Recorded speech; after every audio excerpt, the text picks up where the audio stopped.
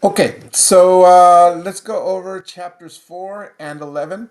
There's about um, 8 questions on the final exam on chapter 4/11. So let's remind ourselves what that's about. It's about atomic theory. And atomic theory, remember, is what is an atom and what's in an atom. Okay, so we're talking about atoms. Remember that atoms are made up of subatomic particles. First off, atoms are the smallest particles that make up any element. Right? You break down an element to the smallest particles, that smallest particle is an atom, the smallest stable particle. Those atoms can be broken up into smaller particles. That's protons, neutrons, and electrons. Those are the three particles that make up atoms. Know their mass, know their charge. Protons being positively charged and have a mass of 1 atomic mass unit. Neutrons having a neutral charge, no electrical charge, and also having a mass of 1 atomic mass unit. And electrons having no mass and having a charge of -1. Okay, so know that in the nucleus, the protons and neutrons are there. Essentially, the whole mass of an atom is in its nucleus. Okay. Know that the atomic number of an atom is the number of protons.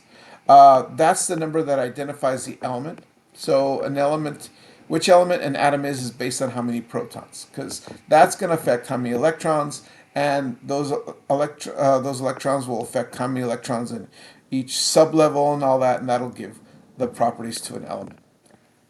Know that the mass number is the number of protons plus neutrons. Okay. Know that atomic mass is the mass you find on the periodic table for each element, and it is the average mass for an atom of that element. Okay. It is the weighted average of all the isotopes of that element. So you got to know what isotopes are. Remember that isotopes are different forms of an element.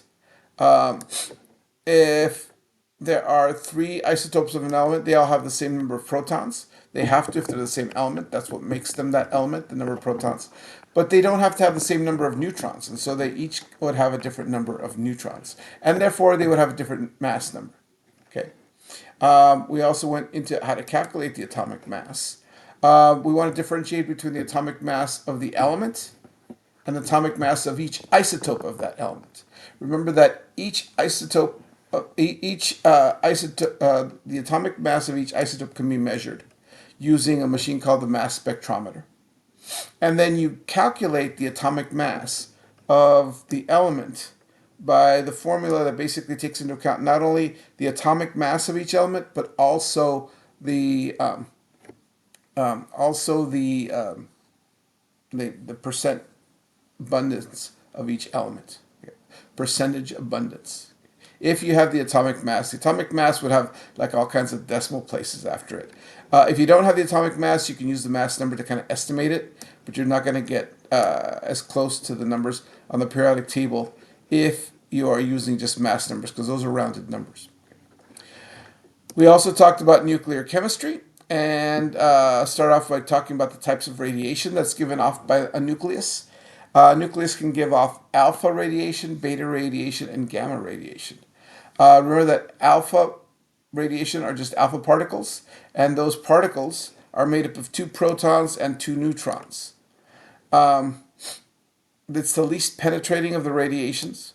Beta radiation is beta particles, and beta particles are essentially electrons. And gamma rays are kind of like light waves. They come as photons. They're massless. They're not particles, and they're part of the electromagnetic spectrum, and they're just higher energy. Remember when a unstable nucleus undergoes alpha decay, it loses an alpha particle because it's trying to like change its ratio of protons to neutrons to something more stable. So it loses an alpha particle, which has 2 protons and 2 neutrons. So your new particle is going to have a mass number that is 4 less than what it began with, and an atomic number 2 less than what it began with. Beta decay is when an atom loses a beta particle or an electron from the nucleus. It loses it from a neutron. It turns a neutron into a proton. So essentially, when something undergoes beta decay, the atom gains 1 in atomic number because a neutron turned into a proton, so now you have an extra proton. These are examples of transmutation. The last thing we did was jump over to chapter 11 and talk about the mole. Remember that the mole is a specific number of things, kind of like a dozen.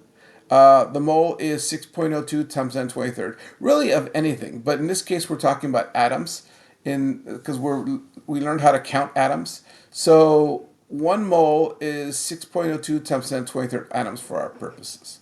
So if you know how many atoms you've got, you can turn it into moles, and then you can use that in conjunction with the molar mass to try to figure out, well, how much does that weigh? Because every mole, if you know the molar mass, that's how many grams 1 mole of that element weighs. And remember that every element has a different atomic mass, so therefore you get a different answer depending on what element you're looking at the time. Okay, so you should be able to convert moles to atoms.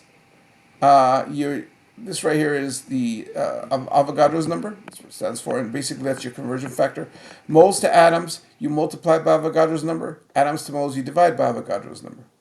If you've given moles and you want to find out how many grams that is, you use the atomic mass. You basically multiply by the atomic mass, also known as the molar mass. If you're given grams, you divide by the molar mass to get the number of moles. So a couple sample problems that we might see might look like this. Here's a count how many atoms there are if you had noticed, if you can weigh out a certain number of grams. So let's say you're given that, oops, here's the problem right here, sample problem.